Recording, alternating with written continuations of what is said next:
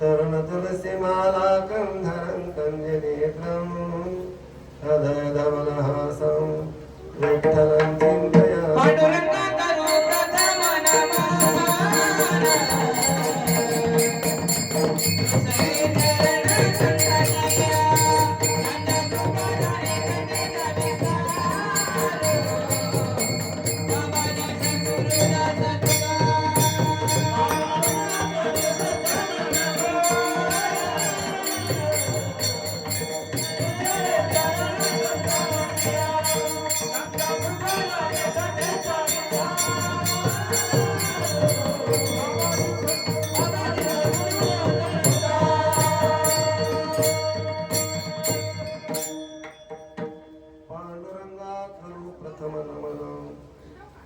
सरे चरण संतांच्या निमित्त कीर्तन आहेत.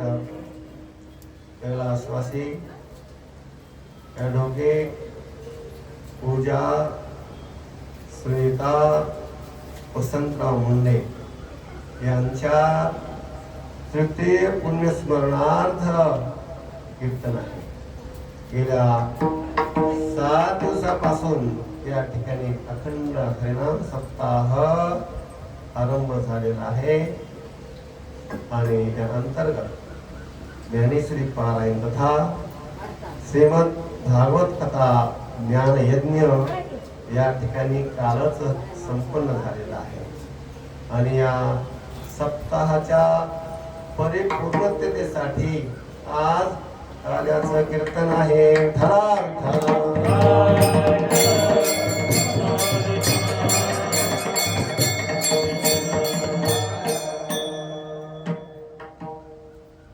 गेल्या 6 वर्षापासून श्री संत गजानन महाराज शेगाव या ठिकाणची भक्त मंडळी आपल्या वैद्यनाथाच्या ठिकाणी येऊन सेवा देत आहे. पहिले 3 वर्ष श्री संत नरहरी महाराज मंदिरामध्ये सेवा झाली आणि आता या ठिकाणी वसंतराव मुंडे यांच्या गृही 3रं वर्ष आहे. माझे मित्र भागवताचार्य श्री हरिभक्तीपरायण योगेश महाराज शिवाळे यांची सुश्राव्य कथा आपण 7 दिवसापासून ऐकत आहात. त्याचबरोबर मी गेल्या वर्षी उपमा दिली होती.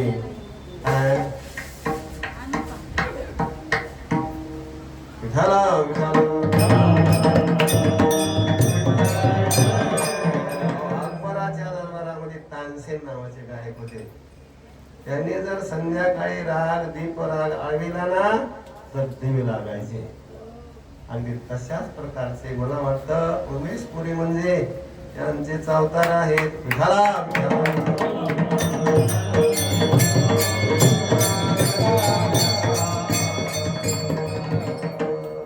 या ठिकाणी वारकरी संप्रदायाचा अत्यंत प्रेम असणारे आमचे श्री हरिभक्तपरायण गजानन महाराज या ठिकाणी आपले तबला वादक श्री हरिभक्तपरायण अनंता महाराज त्याचबरोबर ऑर्गन वाजवणारे प्रवीण राऊत आणि ज्यांच्यावर श्री गजानन महाराजांचा ज्यांना आशीर्वाद लाभलेला आहे असे माझे मित्र श्री पुंडलिक महाराज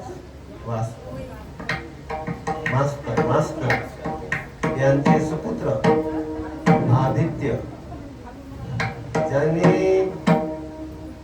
पॉलिटेक्निक इंजिनियरची पदवी प्राप्त केलेली असूनही या क्षेत्रामध्ये मृदंग वादक आहेत. त्याचं एकमेव कारण शुद्ध बीजापोटी रसाळ गोमटी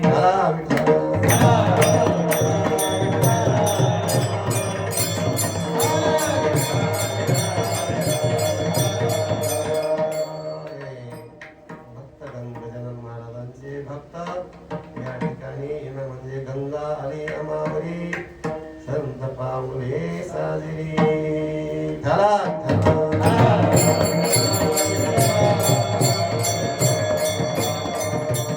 तुम्हाला उपस्थित असणारे इतर सर्व गजानन महाराजांचे भक्त आप्तइष्ट माझे मित्र या ठिकाणी गुट्टे साहेब सर्व उपस्थित मंडळी माता पिता बंधू भगिनी यांच्या चरणी साष्टांग धन्यवाद. विठला विठला.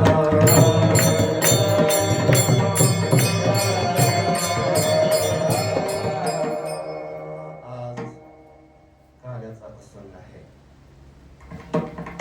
काला म्हटलं की तर कोणालाही का आला असं म्हणायचं नाही, कारण आज पगारीचा दिवस आहे. कोण अनुपस्थित राहणार. परंतु एक नक्की आहे, निश्चित आहे, काला झालं की हाला. पाहुणे मंडळी असो, महाराज मंडळी असो, कोणी असो, काला झालं की मात्र कोणालाही राहता येत नाही. विठाला विठाला.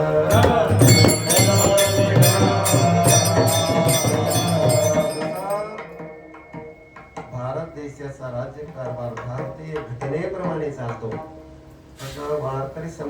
त्याची पण एक घटना आहे.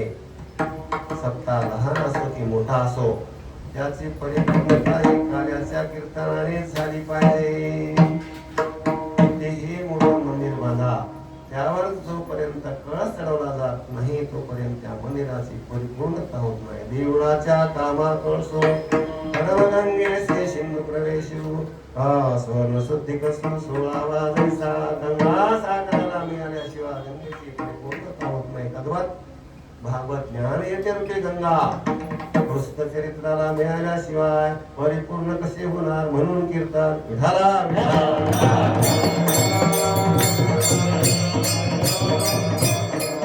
सेवा म्हणून जगद्गुरु संत तुकाराम महाराज यांच्या गाथ्यातील पौराणिक अभंग प्रकरणातील कृष्ण जन्माबाबतचा अभंग सेवा म्हणून घेतलेला आहे.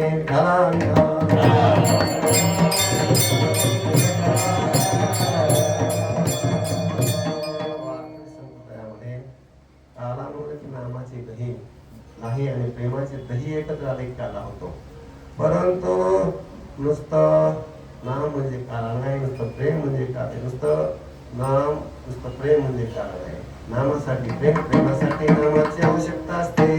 नाम आणि प्रेम एकत्र आलं की नामस्मरण करणारा नामधारक आणि ज्याच्यावर प्रेम करायचं तो प्रेमी एकत्र येतात. लक्ष्मी वल्लभ तया जवळे, जिथे 4 गोष्टी एकत्र येतात तिथे काला होतो. देव, भक्त, नाम आणि प्रेम. स्वतः त्रिवेणी संगम देव भक्त आणि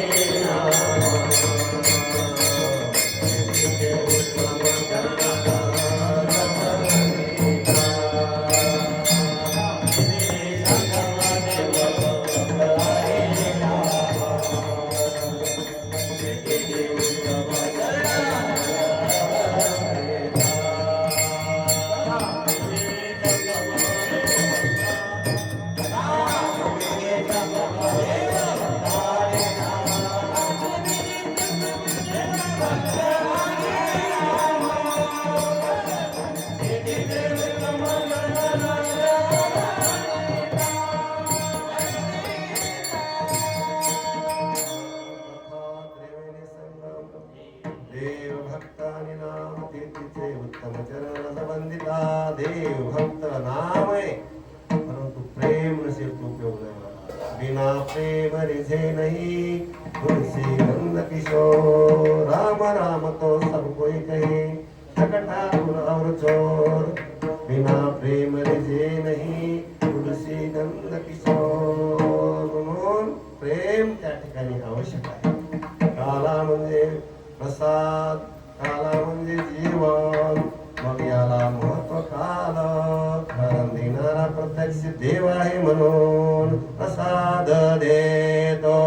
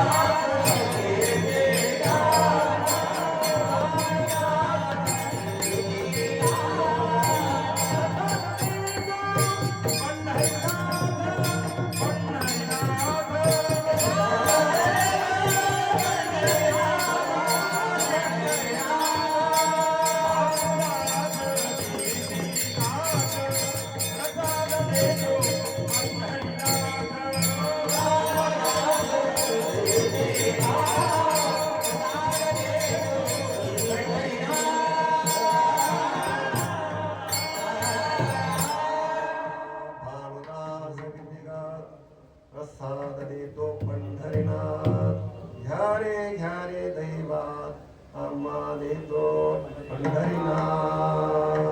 भगवान श्रीकृष्णाने यमुनेच्या वाळवंटामध्ये फक्त एकदा काळा केला होता, परंतु तदनंतर आज तागायत चंद्रभागेच्या वाळवंटामध्ये आपले संत महात्मे काला करीत आलेले आहेत. म्हणून या काल्याला, म्हणून या जेवणाला महत्व आहे कचटाळी झाले चंद्र भागवान भरले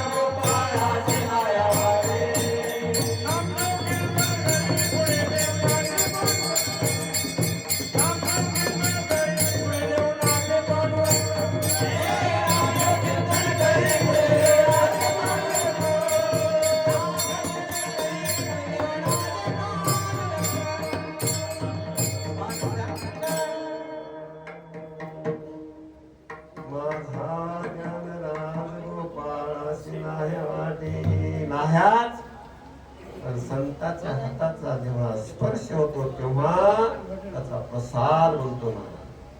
दुकानात लाह्या इथं प्रसाद आणि घरी खाल्ल्यावर चिवडा विठाला विठाला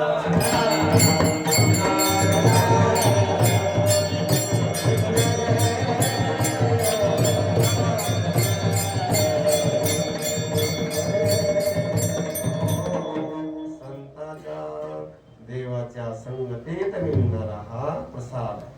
प्रसादस्तु प्रसन्नता. प्रसादे सर्व दुःखानां विनाशोपजायते. कितीही मोठ्याची पंगत असू द्या, नवे नवे श्रीमंताची नाही तर एखाद्या मंत्र्याची पंगत असू द्या, त्या ठिकाणी अशी प्रसन्नता कदाही येणार नाही. झाला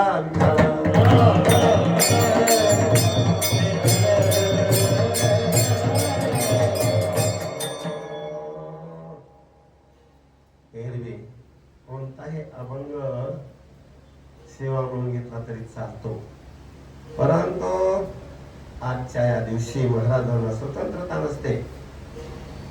आज फक्त बालकृष्णाचे चरित्र चरित्राचंच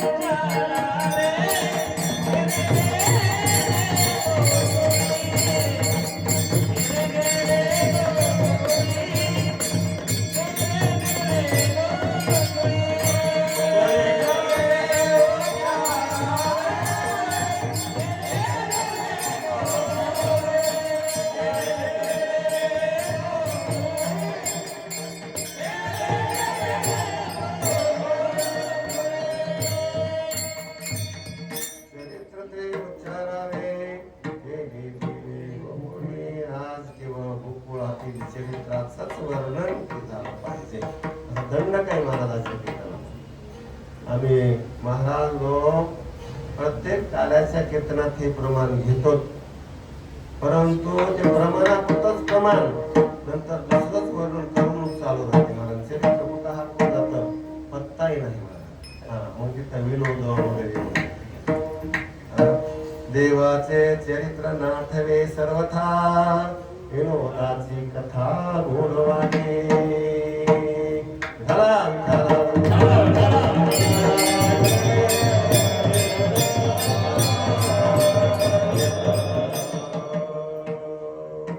देवाचे चरित्र या ठिकाणी फक्त उच्चार करायचे.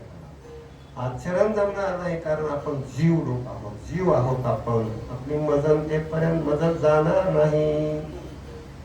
म्हणून तुम्हाला जर आचरणच करायचं असेल तर प्रभू रामचंद्राच्या चरित्राचं करा, कारण ते एक पत्नी एक बन एक वचनी होते. या बाबाकडे पाहिजे 16,108 बायका होता. कधी कधी खोटं बोलायचं. त्यांनी 16,108 बायका केल्या, मग आम्हाला 4 पण जमणार नाहीत का असं काही महाभाग म्हणतील. मला पण जमणार नाही का. एका पुरुषा दोघी नारी सुप्रीम कोर्ट सांगते. तुकाराम महाराज म्हणजे सुप्रीम कोर्ट आहे. आणि दुसरी गोष्ट म्हणजे भगवान श्रीकृष्णाने किती बायका केल्या होत्या याकडे पाहू नका, त्यांच्या कार्याकडे पहा. त्यांनी गोवर्धन पर्वत करंगळीवर उचलला होता. आपल्याला महाराज कालच सांगितलं की साधं 40 किलोचं पोटही उचलत नाही.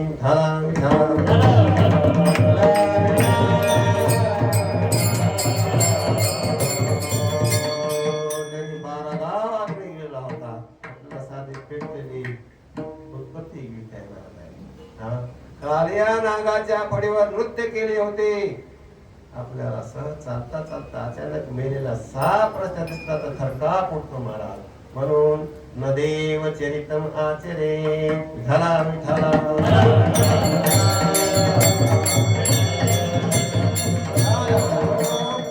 बालकृष्णाचे चरित्र भव्य आणि दिव्य असं आहे.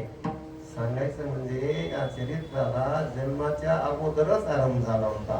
आता महाराजांनी खूप सांगितले त्याला म्हणल्यावर ते काय काळच्या कीर्तनात महाराज लोकांना काही शिल्लकच राहिलं नसते. महाराज विठाला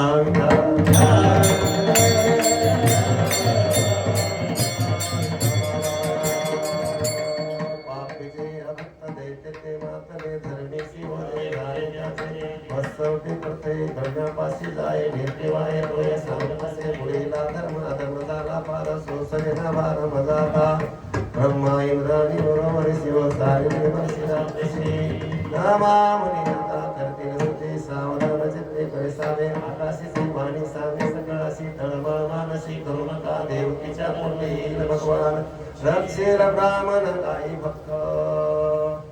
देवकीच्या स्फुटीत का येईल तर देवकी हे देवमय बुद्धी होती आणि वसुदेव विशुद्ध अंतकरणाचा होता म्हणून त्यांच्या पोटी देव वसे चित्ते त्याचे करावे.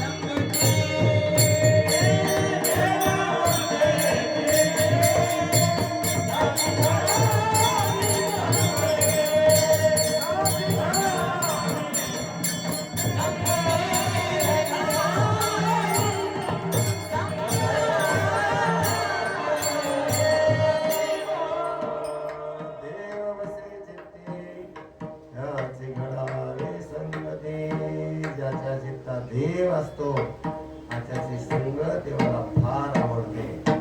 मग देव चित्तात असावा का संसार चित्तात असावा.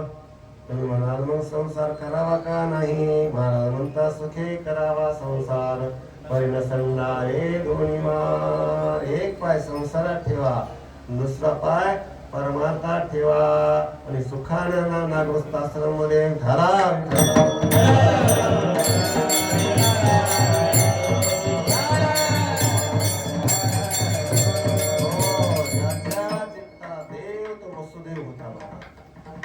आणि उग्रसेनाचा भाऊ देवक आणि त्याची मुलगी देवकी तिच्या बरोबर वसुदेवाचं लग्न झालं. कंस चुलत भाऊ म्हणून सख्या बहिणी एवढं प्रेम होत. वरात निघाले आणि रथ हाकायला कंस बसला. आताच सुरू झाली. बँडबाजा वाजू लागला. फटाके वाजू लागले. उलट्या पराती वाजू लागले. महाराज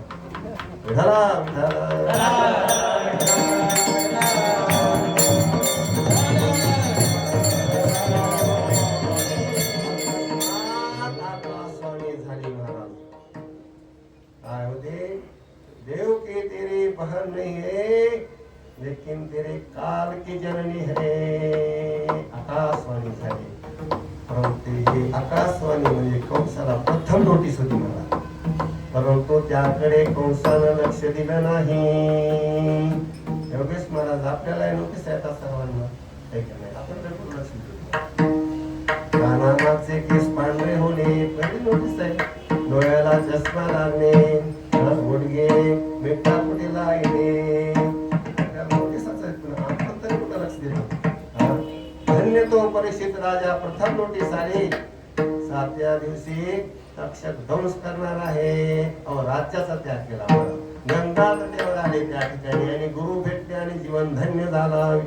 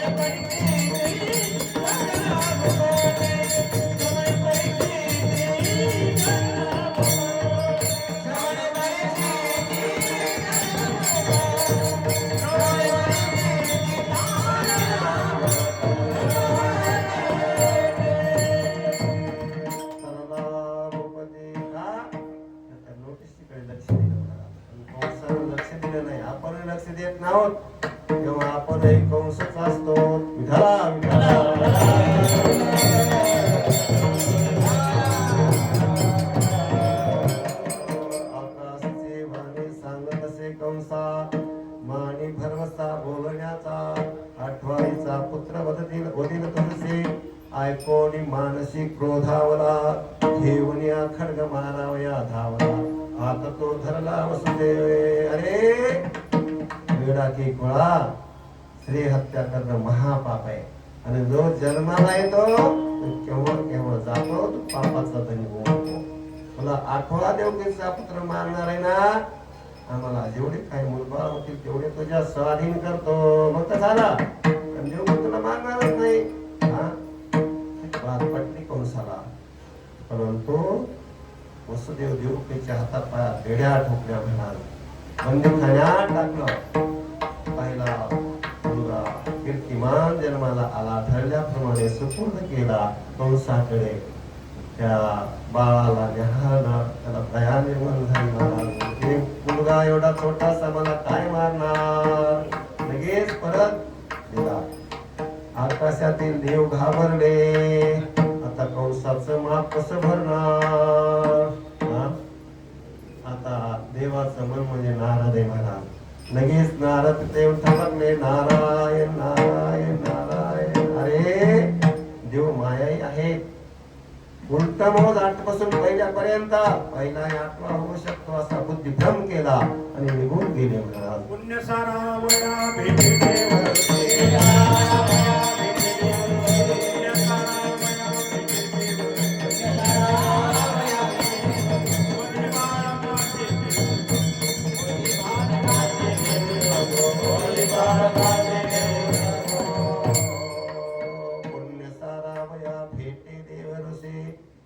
बालकासे ठेवू नको. लगेच हसकंते लेकरू देवकीच्या जवळ ओढून घेतलं आणि दोन्ही पायाला धरून गरगरा फिरून शिळेवर आपटलं. 1 नाही 2 नाही, देवकीची 6 लेकरं गरगरा पायाला धरून फिरून शिळेवर आपटून मारली. महाराज 7व्यांदा तेव्हा देवकी गर्भवती झाली. तेव्हा भगवंताने योग मायेला आपल्या आज्ञा केली की हा जो गर्भ आहे तो नंदाच्या घरी दुसरी रोहिणी नावाची पत्नी राहते. वसुदेवाचे तिच्या पोटी घेऊन घाल आणि तू स्वतः यशोदेच्या पोटी जन्म घे. लगेच योगमायेने कारवाई आरंभ केली.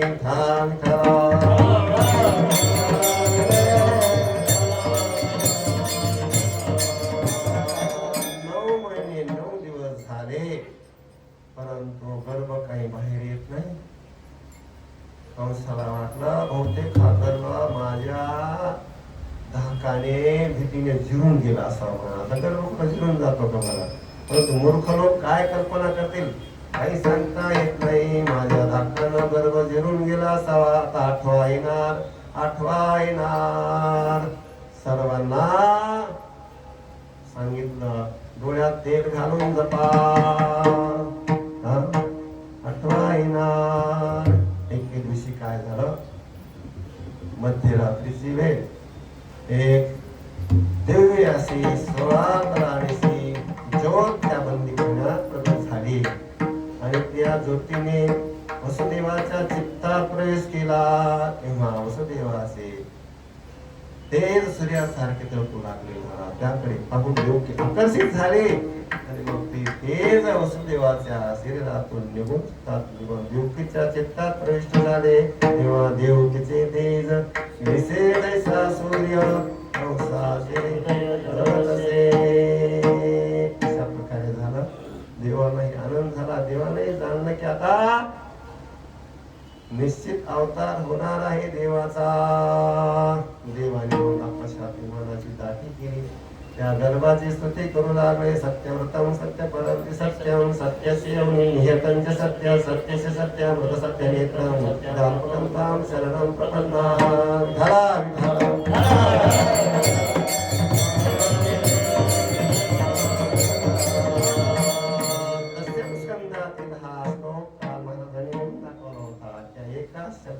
श्लोकामध्ये सत्य शब्द 9 वेळा आलेला आहे. कारण 9 हा अंक शुभ आहे. ते कसा शुभ आहे सांगायला वेळच नाही मला, परंतु 9 प्रकारचा. हे प्रभू आपण सत्य स्वरूप आहात. सत्य हेच आपल्या प्राप्तीचे श्रेष्ठ साधन आहे. सत्य तो सत्य तो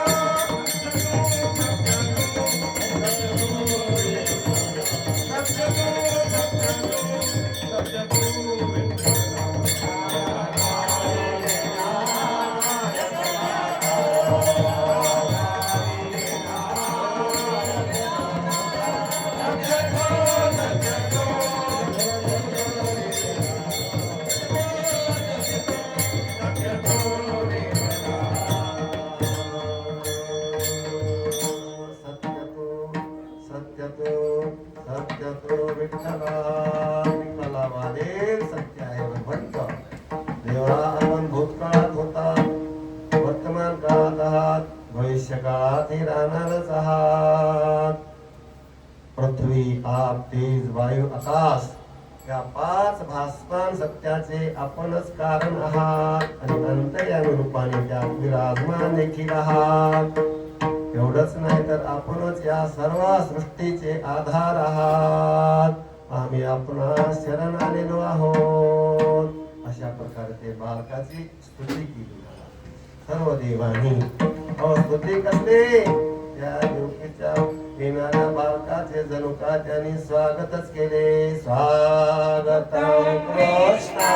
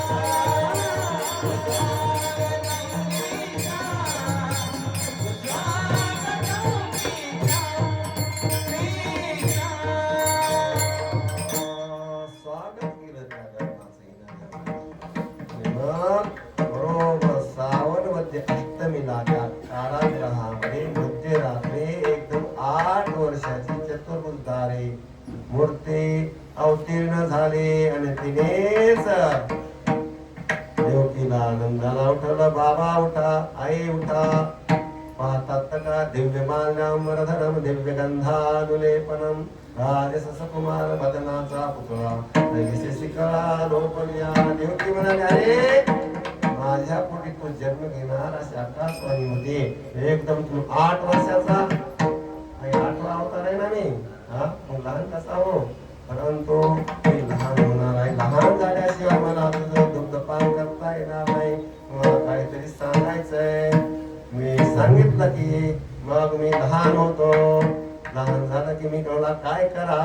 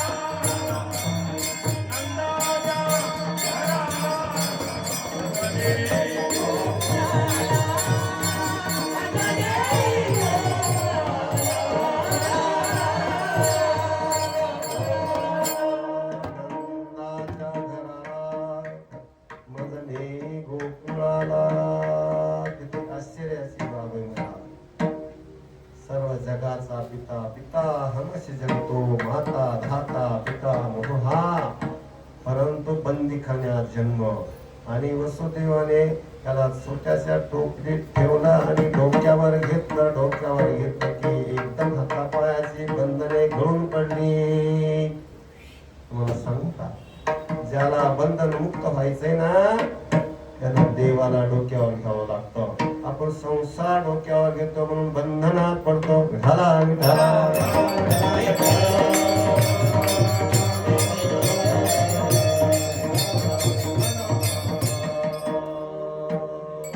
आता पायाची बंधनं तुटली वगैरे गळून पडले उचलेला कमळापती पाहिजे बंधने पाहिजे बंधने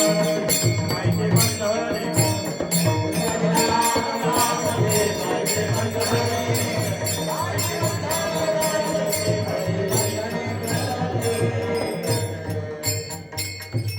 उचलेला कमळापती पायाची बंधने गळून पडली पायाची बंधनं गळून पडली बाहेर मंद मंद पाऊस पडत होता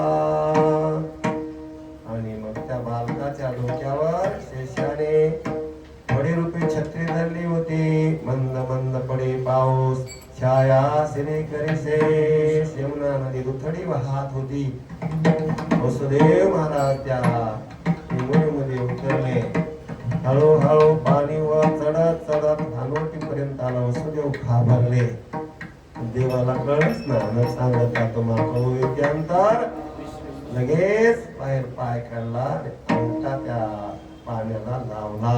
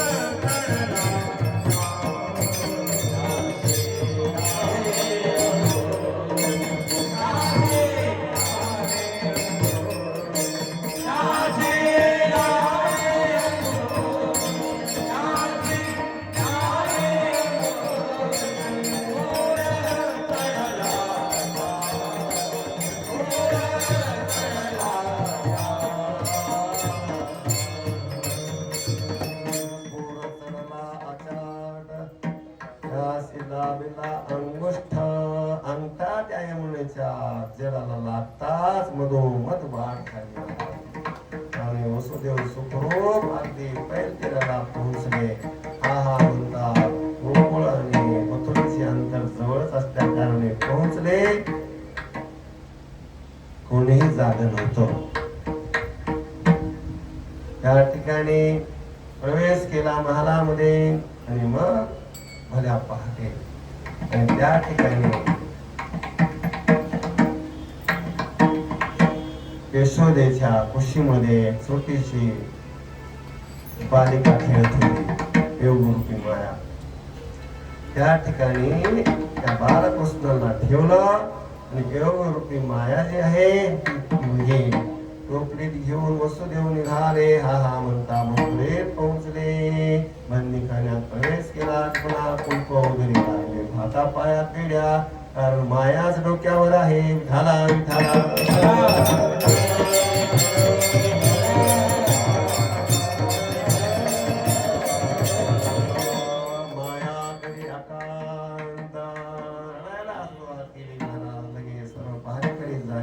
कंसाकडे धाव घेतली. कंस धावत पळत आला. इकडे गोकुळात काय झालं, भल्या पहाटे यशोदा जागी झाले. आपल्या कुशीमध्ये एक बालक खेळत असलेलं पाहिला आणि तिच्या आनंदाला आकाश ठेंगणं झालं. आनंदाला पारावार राहिला नाही, आनंदाला सीमा राहिली नाही. मग नंदाला बोलिलं, सुनंदाला बोलिलं. सुनंदानं नंदाला गोवाड्यातून बोलवून आणलं. या धावपळीमध्ये आजूबाजूचे घरातील गोपी जागे झाले. ते त्या ठिकाणी आले आणि बाला पाहिल्यानंतर त्यांचे आनंदाला सीमा राहिली नाही.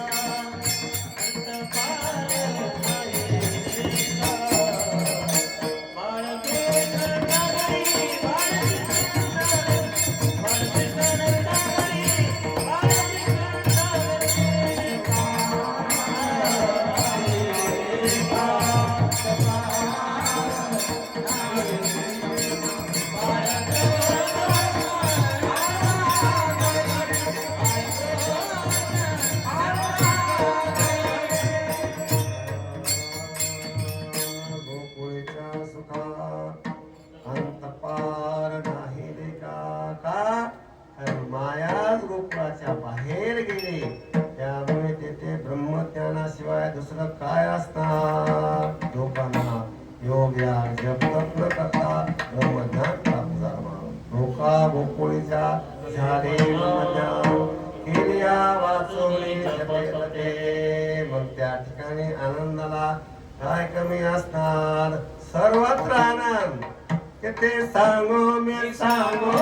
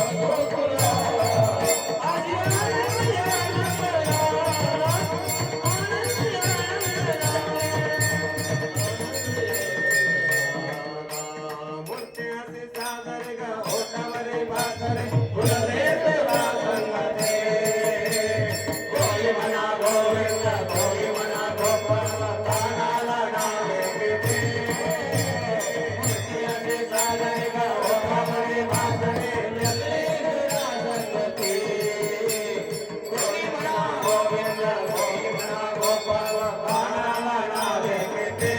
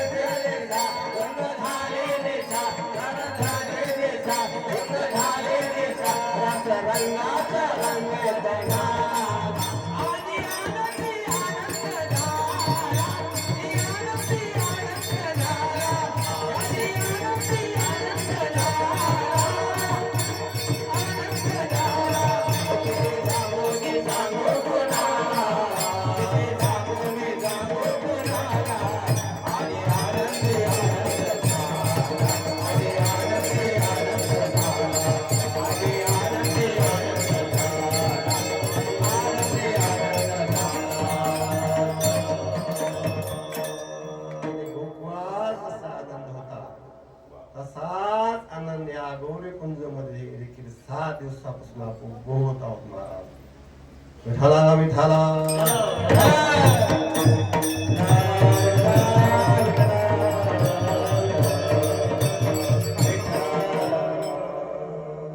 गोकुळामध्ये अवतरित झाले. सर्वांना ब्रह्मज्ञान प्राप्त झाले. आणखीन सांगू का तुम्हाला, आपलं हे शरीर म्हणजेच गोकुळ आहे. स्थूल देह म्हणजे हा गोकुळ आहे. सूक्ष्म देह म्हणजे मथुर आहे आणि कारण देह म्हणजे द्वारका आहे. मथुरेमध्ये कारागृहात अवतीर्ण झाले, कोणालाच माहीत झालं नाही. गोकुळात आले, सर्वांनाच माहीत झालं. काय कारण आहे? त्याचं कारण असं आहे की सूक्ष्म देह म्हणजे मन आणि या सूक्ष्म देहामध्ये अभिमानी कंस राहतो. या ठिकाणी अभिमान, त्या ठिकाणी देव राहत नाही. देव म्हणतो तो करेगा, तू गो तर आय गो राहत नाही. कुठाला गोकुळामध्ये का? कारण त्या ठिकाणी नंद नावाचा जीव राहतो आणि यशोदा भक्ती आहे आणि ती सर्वांना यश देणारी आहे. यश हा ददाती इति यशोदा, सर्वांना यश देणारी आहे. आपण काय करतो? यश आलं की मी केलं, माझ्यामुळे झालं म्हणतो. अपयश आलं की दुसऱ्याच्या माथी मारतो, म्हणून आपल्या घरी देव येत नाही. विठाला विठाला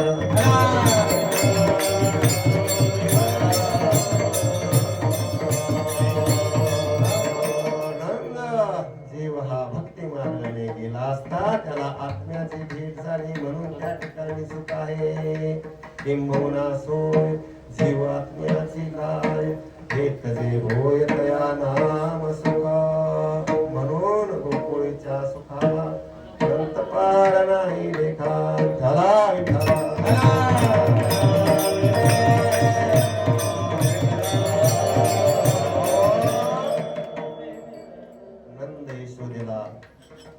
वय झाल्या कारणानं मुलबाळ होण्याची शक्यता नव्हती महाराज. परंतु अख्ख्या ब्रह्मांडाचा पाळणा हलवणारा यांच्या घरी पाळण्यात झोके घेऊ लागला. किती आनंद असेल. आनंदाने त्या बालकाचं मुख पाहिलं. अनंत जन्माचं फळ आपल्या पदरी पडलं असं त्यांना वाटलं. आणि मग त्या ठिकाणी एक गंमत घडली. महाराज काय, त्या ठिकाणी ज्या गवळणी आल्या होत्या त्या एकदम सर्व गावात सुसाट सांग सुटल्या.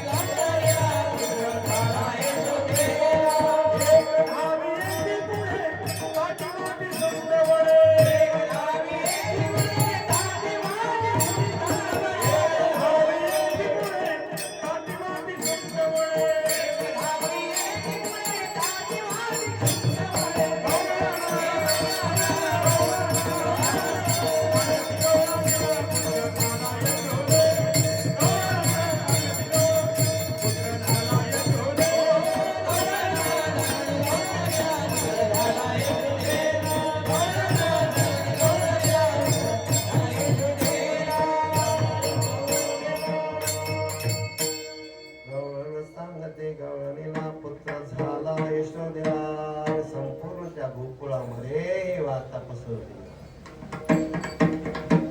आणखी सांगू का तुम्हाला, त्या गोकुळामध्ये कोणाला कशाची चिंताच नाही. चिंता ते पळाली गोकुळा बाहेरी, प्रवेश भीतरी केला देवी. मला सांगा, संसारामध्ये सर्वात चिंता कशाची असते गजानन महाराज? दामोजी पंथाची. दाम का खिशात झालं की माणसं जमिनीपासून थोडस आधारच चालतात. मला विठाला विठाला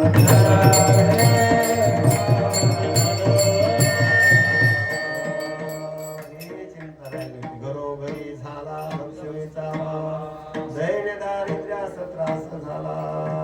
आणि गाई 3 टाइम दूध देत होत्या महाराज. कारण त्या संकरित गाई नव्हता का? तुम्ही सांगितलं नाही. रामदेव बाबा पशीच्या गाई टीव्हीवर बघता तुम्ही. प्रत्यक्षात ज्यांनी बघितलं असेल त्यांनाही माहित असेल त्या गाई होत्या 3 टाइम दूध देणाऱ्या गाई. वेळेवर पाऊस पडत होता. धरती माता धनधान्य चांगल्या प्रकारे उपजवून देत होती. एकंदरीत ते छोटस गाव गोकुळ म्हणजे भूवैकुंठ दिसत होतं.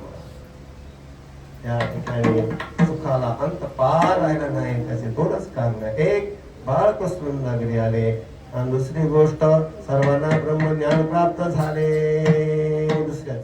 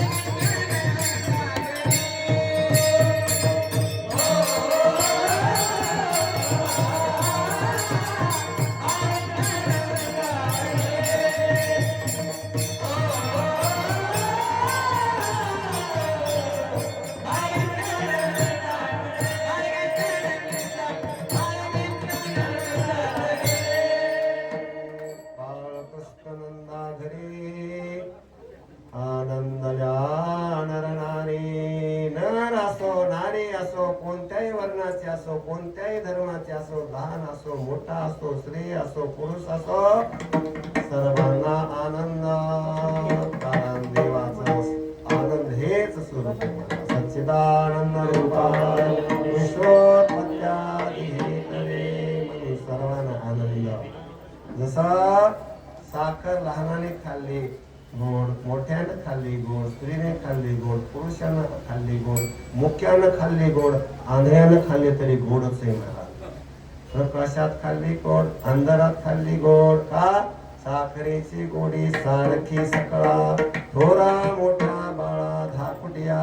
गोडी हे जसं साखरेचं स्वरूप आहे, तसं आनंद हेच भगवंताचं स्वरूप. म्हणून आनंद द्या नर नारी. आणि मग आनंदाच्या भरात त्या काय करू लागले?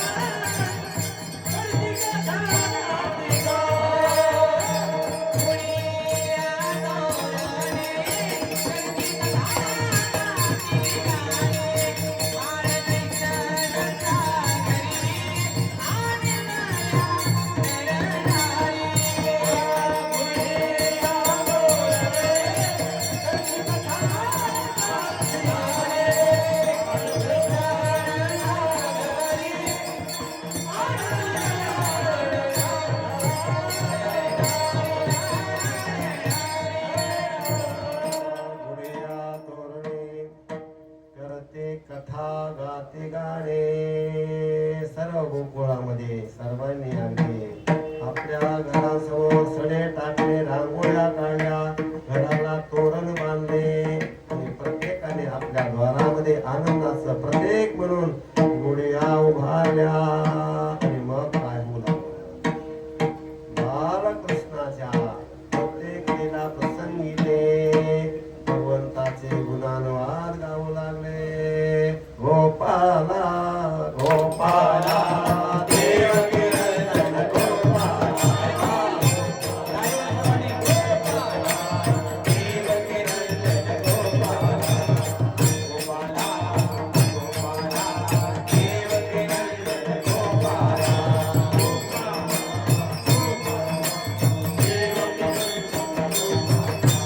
देवकी नंदन गोपाला,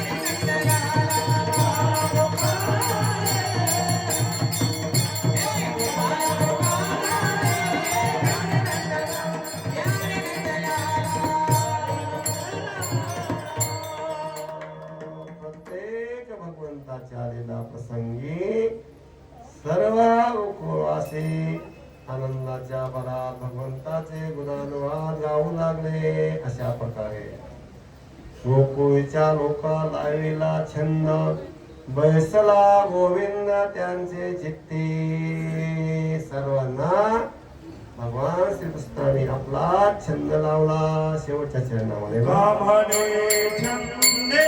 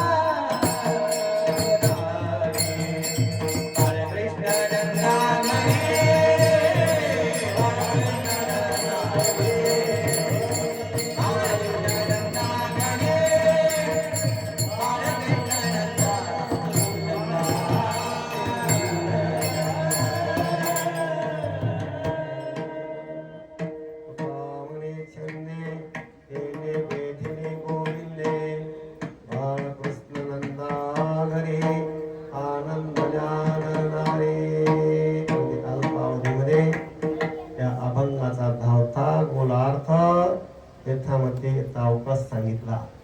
आता आपल्या वेळेनुसार फक्त 15 ते 20 मिनिट बाकी आहेत. म्हणून आपण दशम स्कंदामध्ये योगेश महाराजांच्या सुश्राव्य कथेमधून सर्व लीला भगवंताच्या ऐकलेल्या आहेत. म्हणून त्या खोलात जायला आपल्याला वेळ नाही. म्हणून आपण आता गाण्याच्या प्रसंगाकडे वळूया. विठोबा रखमारे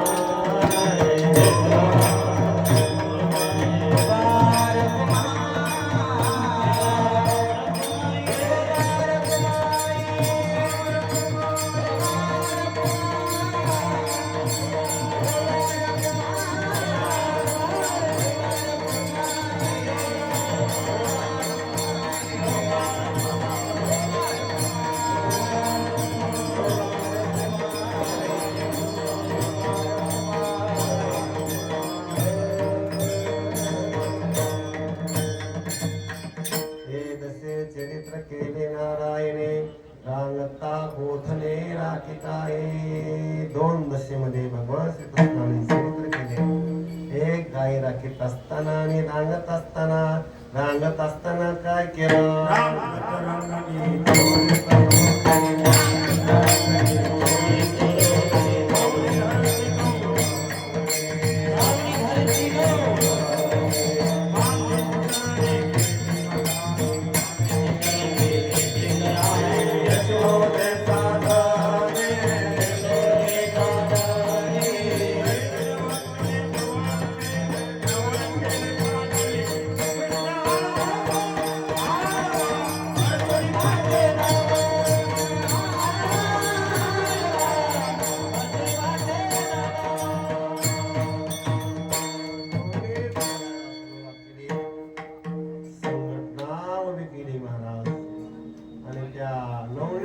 संघटनेचा बाबा अध्यक्ष झाला महाराज. आणि सर्वांना म्हणून गोपाळानो तुम्ही उत्पत्ती सारखे असे रोड का दही दूध दोन्ही खात नाहीत का?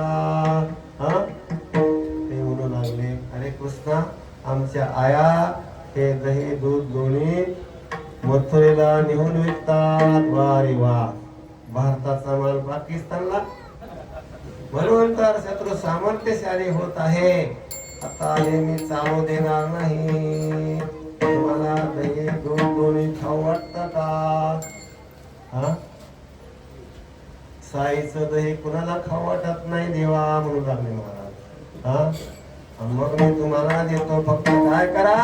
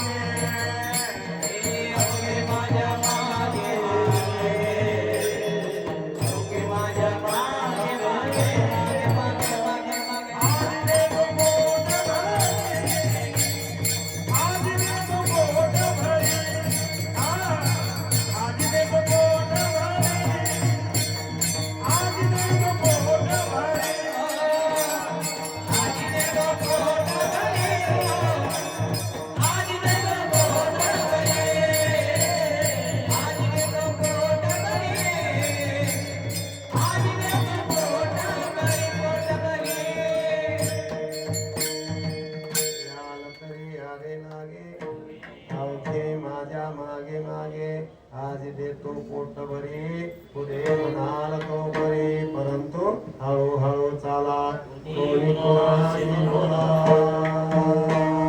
कोणी कोणाशी बोलू नका कारण परमार्थात बडबड कामाची नसते.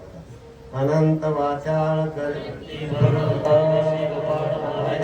आणि कीर्तनात तर करूच नाही महाराज. का महाराज म्हणतात कीर्तनी बडबड करील जो कोणी बेडूक होईल जन्मा. विठाला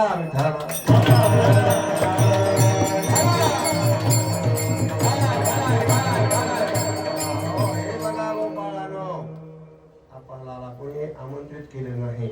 आपल्याला सर्व चोरून खायचे म्हणून चोरीचं सामान बरोबर घ्या. काय काय घ्यावं द्यावा. छोट्या छोट्या काट्या घ्या. छोट्या छोटे खडे घ्या. सराटे घ्या. वस्त्रगाळ करून माती घ्या. गोपाळ म्हणाले अरे चोरीसाठी सामान घेऊन निघालेलं कोणी ऐकवत नाही पाहिलंय नाही. अरे बाबा आपण जर अंधारामध्ये गोळीच्या घरामध्ये गेलो तर दही दुधाचे गाडगे कुठे आहेत आपल्याला दिसणार नाहीत. म्हणून दोन्ही हातामध्ये छोटे छोटे खडे घ्यायचे. दोन्ही बाजूला टाकायचे. टणकन आवाज आला की समजायचं हे मडकं रिकाम आहे. रिकामी मडके वाजतच असतात. झाला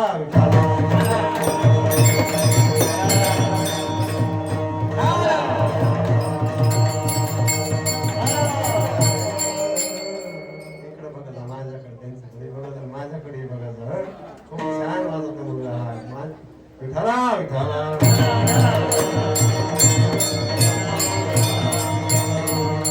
आणि धपकन आवाज आला की समजायचं हे गाडगं दह्या दुधानं लोण्यानं भरलेलं आहे म्हणून वाजत नाही. मौन धारण केले आहे. मौनम सर्वार्थ साधनम. जरा विठाल.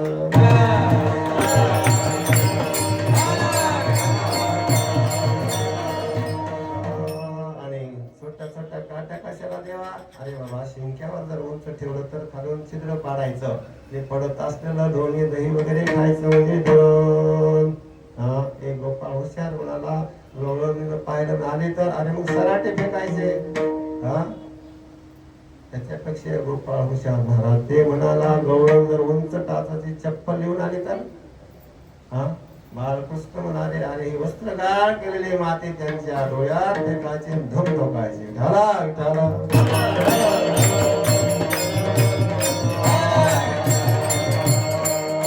अशा प्रकारे गोपिकांच्या प्रेमाचा विषय जे लोणी ते लोणी गवळणीचं मन आपल्याकडे वेधून घेण्यासाठी त्यांच्या आवडीचा विषय लोणी चोरायला सुरुवात केली. आता खरं सांगा, त्याला लोणी चोरण्याची गरज होती का? गाय राखितो नवलाख. आणि हे सर्व रूपकात्मक भाषा आहे महाराज वसंतराव, रूपकात्मक भाषा आहे. त्या काळामध्ये गायीची संख्या ज्यांच्याकडे जशी जशी अशी तसतशा पद्या मिळत होत्या महाराज.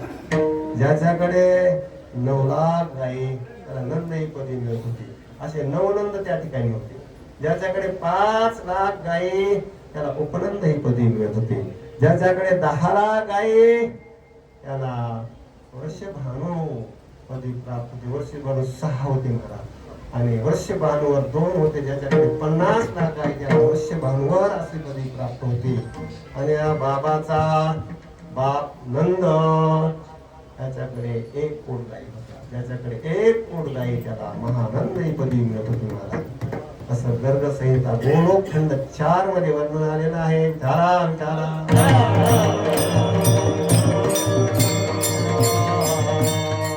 बालकृष्णाचा जन्म झाला तेव्हा ब्राह्मणांना 2 लाख गायी दान दिल्या होत्या महाराज. आणि ज्यांची शिंग सोन्याच्या पत्र्याने मिळवलेली होती आणि पायाची फुलं चांदीच्या पत्र्याने मिळवली. मग त्यांना चोरी करायची, त्या गोपाळाला चोरी करण्याची काय आवश्यकता होती? ही रूपकात्मक भाषा आहे. मग कोणतं लोणी?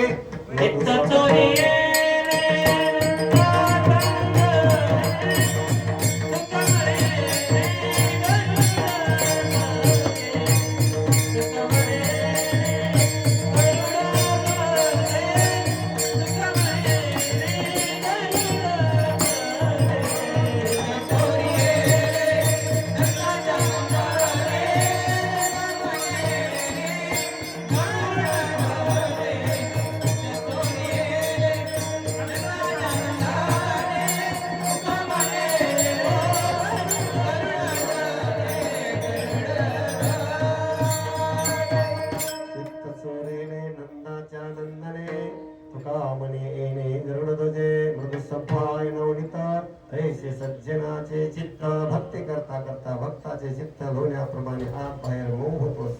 अशा चित्ताची चोरी भगवंत करीत असत ना. चित्त चोरीने नंदाच्या नंदने. आणि चोरी ही काय सामान्य चोरी नव्हती मला. सामान्य चोरी म्हणजे सोनं चोरणे, चांदी चोरणे, तिजोरी फोडणे, ATM फोडणे. झाला विठाला.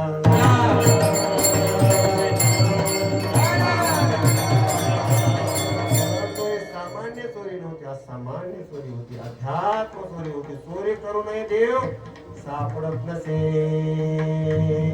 माझी सर्व शिरोन्या नवनीत खाय कवाडतो आहे जैसे तैसे, जैसा तैसा असे अंतर्बाह्यकारी म्हणून चोरी न सापडे. चोरी करण्यासाठी घरात प्रवेश करावा लागतो.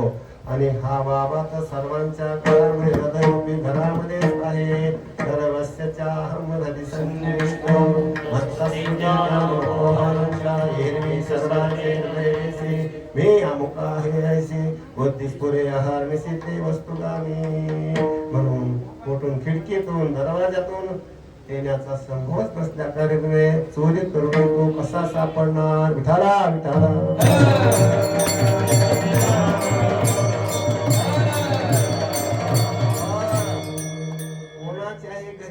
करण्यासाठी जात नसे. घर पाहुणे एकांताचे नवनीताचे एकांत कशाला आमचं एका भावाचा एकांत टिक टिकला अनंत सर्वत्र परमेश्वराचंच दर्शन होणे. सर्वं खलविदं ब्रह्म.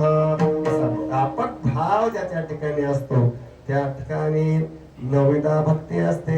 देवाची 9 प्रकारे केली जाणारी भक्ती त्याला नवविधा भक्ती म्हणतात. श्रवणं कीर्तनं विष्णु श्रवणं पादसेवनं अर्चनं वंदनं दास्यं सख्यमात्मनेदनं. आणि अशा नवविधा भक्त त्याच्या चित्ताची चोरी करत असतात, कोणाचे नाही. आणि हे नवविधा भक्त भक्ती करणारे कुणाला नवविधा भक्ती प्राप्त होते? ज्याच्या आशा आकांक्षा तृष्णा संपूर्ण नष्ट झाली.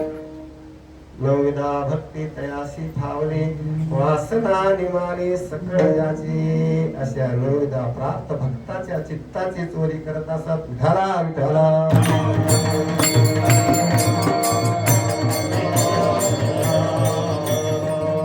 प्रश्न निर्माण असा होतो, शंका अशी निर्माण होते, हे चित्ताची चोरी करत असत तर मग कवळणी तक्रार घेऊन यशोदेकडे का जात होत्या?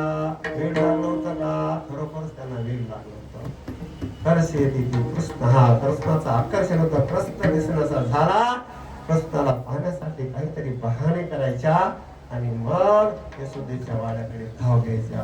असंच एक गवळणीचं टोळकं आपापले बहाणे घेऊन यशोदेच्या वाड्यावर धडकलं आणि घराने सांगू लागले, हे बघ यशोदा, तुझा छोकरा आमच्या घरी येतो, पण एकटा येत नाही, अनेकांना घेऊन येतो, पण एकाना दही दूध दोन्ही खातो, पण खातो तो खातो, नासाडी करतो. यशोदा म्हणजे अगं असं करी जा, तुमचं दही दूध दोन्ही अंधारात ठेवीचा दिसणार नाही ठिकाणी. अगं यशोदा तसंही करून बघितलं आम्ही, परंतु तुझा कृष्णाला की एकदम भक्क प्रकाश पडतो. त्याचं अध्यात्म दृष्टी असं चिंतन आहे की देव ज्ञान स्वरूप आहे महाराज. मग ज्ञानरूपी प्रकाश यापुढे अज्ञानरूपी अंधकार कितीसा टिकणार? विठाला विठाला.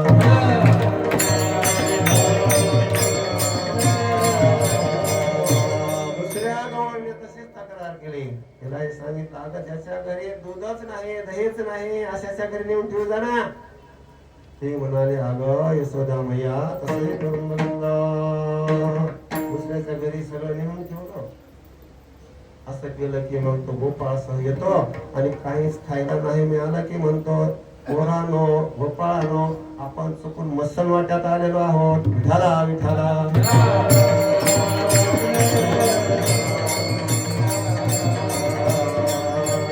घराण्याचा असा अर्थ आहे की देवाला नैवेद्य दाखवल्याशिवाय अन्न ग्रहण करता कामा नये. विठाला विठाला.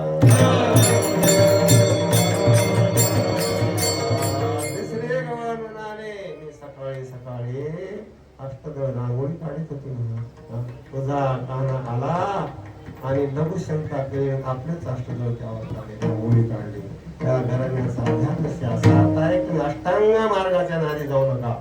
यम नियम आसन प्राणायाम धारणा ध्यान समाधी हे अष्टांग मार्ग आहेत, याच्या नादी लागू नका.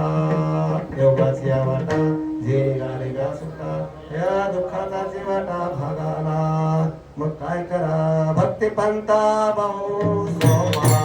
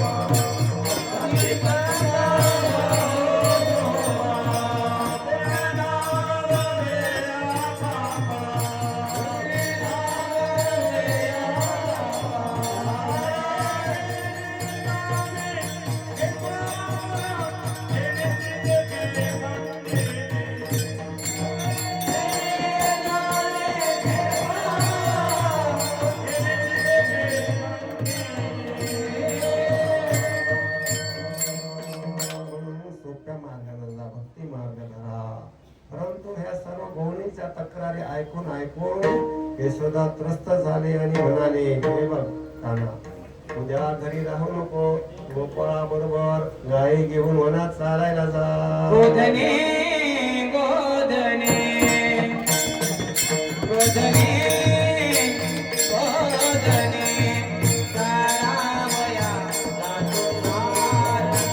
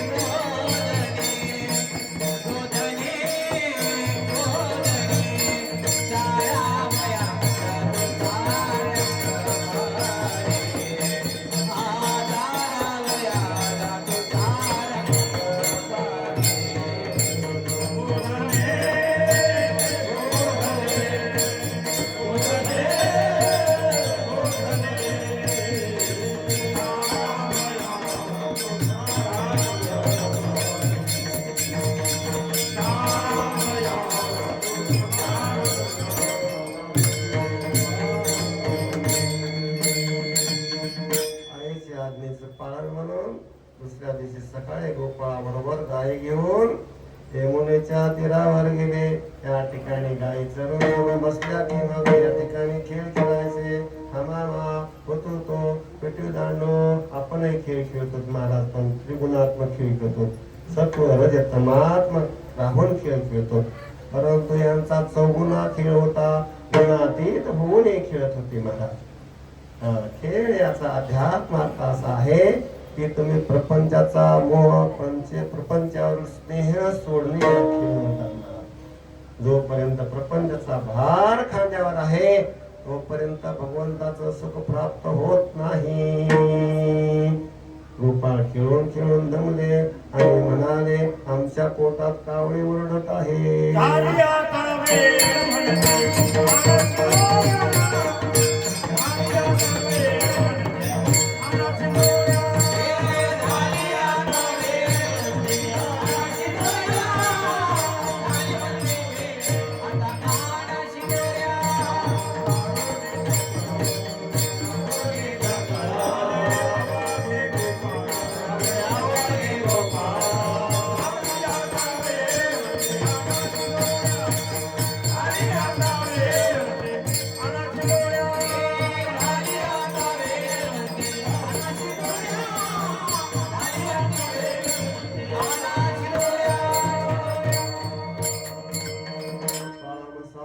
सकळ आले अवघे गोपाळ, झाली आता वेळ म्हणते अना शिदोऱ्या, शिदोरी ते पाप पुण्य सवेक्षीण भिकेचा.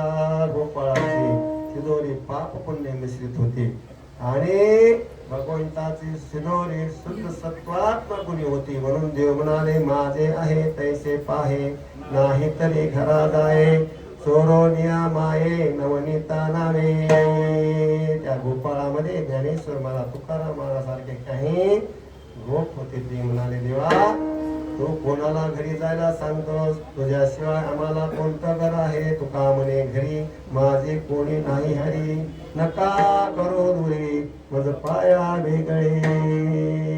कसे महाराज, भक्ती करता करता करता आपली भक्ती यशस्वी झाली की देव काय करतो माहित आहे का, काहीतरी मागल काहीतरी करेल म्हणून काय म्हणतो, म्हणजे नाम दूर करायला बघतो नाही का. त्या गवळणीला बासरी वाजून बोलवलं हे का नाही, आणि तिथं आल्यानंतर स्वागतही केलं आणि मग लगेच सांगितलं, तुम्ही तर कशाला आलात, त्या जंगलामध्ये हिंसू राहतात. घरीच पतीची सेवा करायची सोडून इथं आलात. त्या गवळीला काय वाटलं असेल, मेल्यावर पलीकडे त्यांना दुःख झालं महाराज. तसं देव जवळ आलेल्याला काहीतरी करून दूर करायला दूर जायला सांगतो महाराज. असं जर झालं तर मग खरे भक्त काय म्हणतात, असो नसो भाव आलो तुझ्या पाया.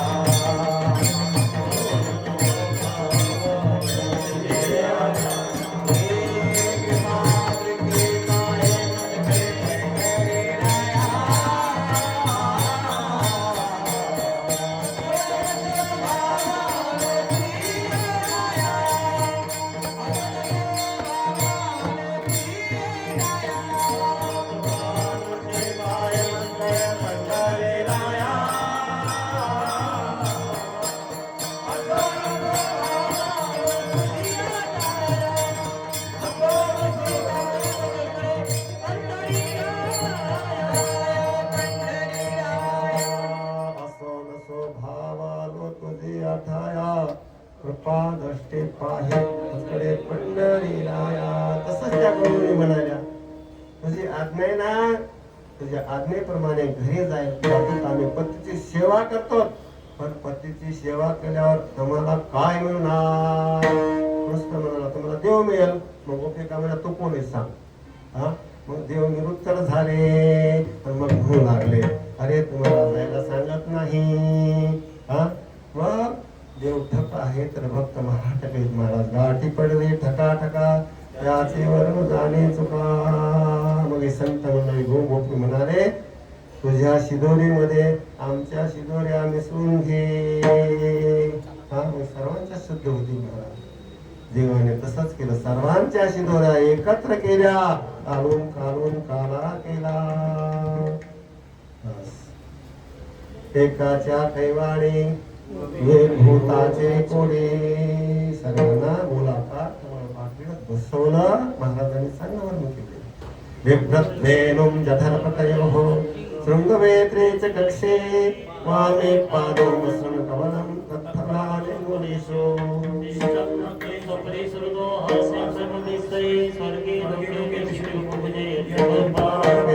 ज्ञानेश्वरा भावने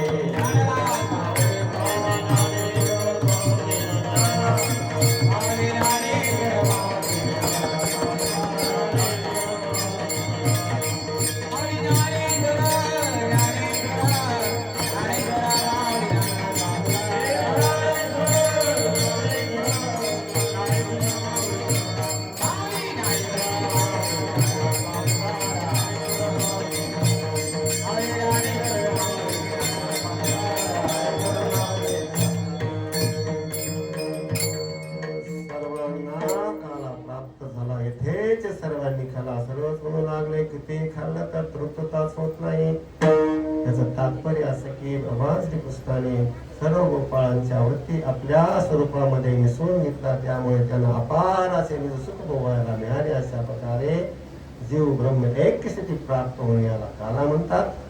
तेव्हा नामाची नाही प्रेमाची काही एकत्र केले म्हणजे तो काला म्हणजे केवळ त्याचं प्रतीक आहे. खरा काला म्हणजे जीव ब्रह्म ऐक्य स्थिती प्राप्त होणे. असा काला सत्यलोक स्वर्गलोक वैकुंठात दुर्लभ आहे. वैकुंठ तो ऐसे नाही तेव्हा काही कालाचे तुका म्हणे काला वैकुंठी दुर्लभ विशेष लाभ संत संगे. संताच्या संगतीत हा काला.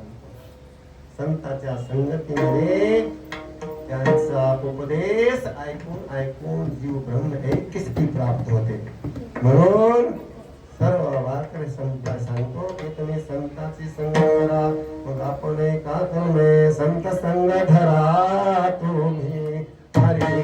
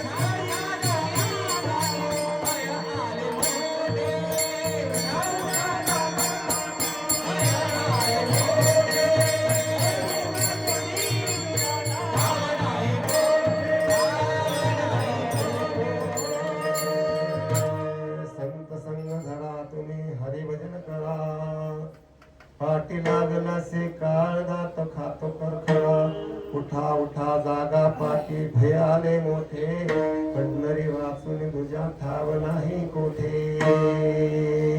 म्हणून त्या ठिकाणी गेल्या 3 वर्षापासून संताची संगती या ठिकाणी संतराव मुंडे यांना प्राप्त झाली आहे. कैलासवासी ॲडव्होकेट पूजाच्या निमित्ताने. आणि मग एवढ्या संत संगतीमध्ये पूजा ताईला मोक्ष मिळाल्याशिवाय कसा राहणार. विठला विठला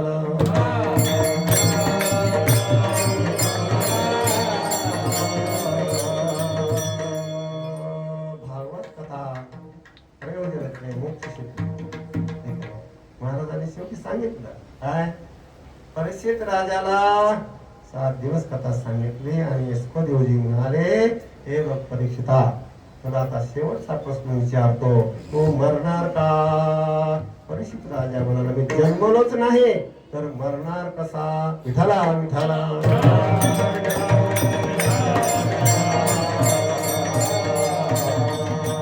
नैनं छिन्नं दिशस्त्राणि नैनं दहति पावका न चैनं क्लेदयन्त्या पौरुषोऽसि न जायते मृते वा कदाचिन्नायं भूत्वा नायते हन्यमाने शरीरे. देहाला मरण आहे आत्मा अविनाशी आहे. मरणाहाती सुटली काया विचारे आली विचारे आली मरणाहाती सुटली काया विचारे आली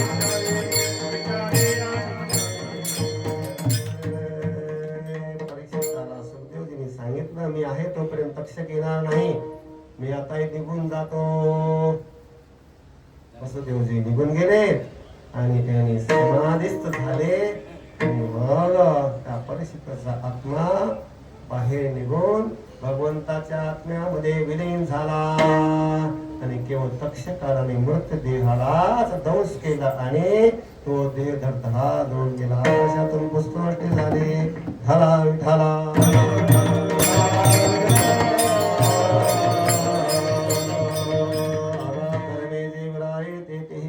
फळारे आणि भोगावयाय देयाय का उपदेते नासे नासिले पुनर्वसे घटिका यंत्र जायसे परिप्रभंगा.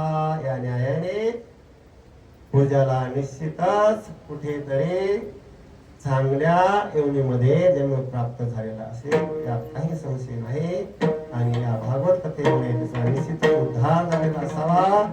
आणि देवाला आपल्या सर्वांच्या साक्षीने प्रार्थना करतो जिथे कुठे पूजाचा जन्म झालेला असेल त्या ठिकाणी ते जीवन जगत असताना तिला कोणताही अडथळा येऊ देऊ नको. विठाला विठाला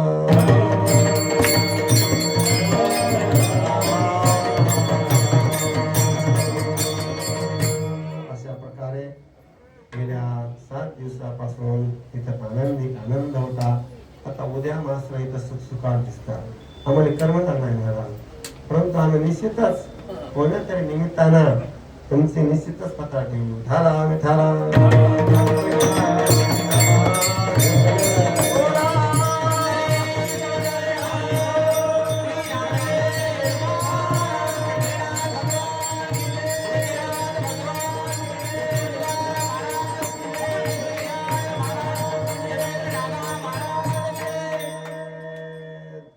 झालेली सेवा वैद्यनाथाच्या चरणी गजानन महाराजाच्या चरणी अर्पण. विठ्ठल जय जय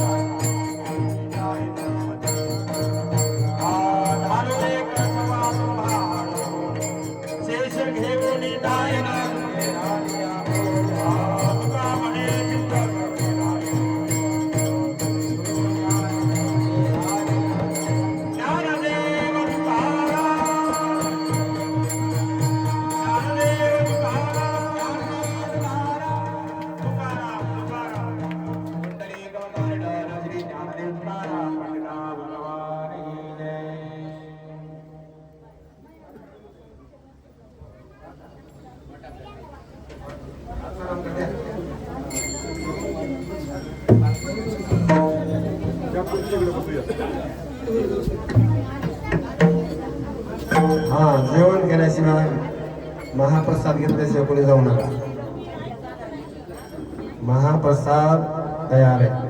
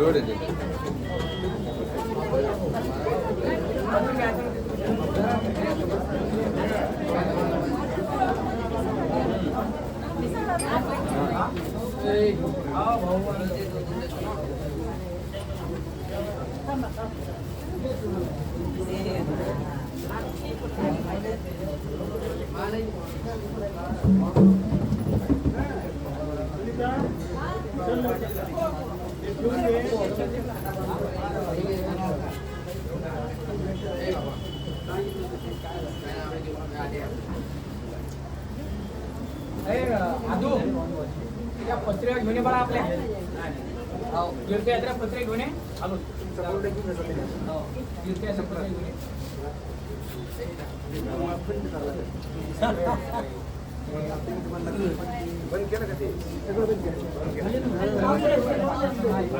काय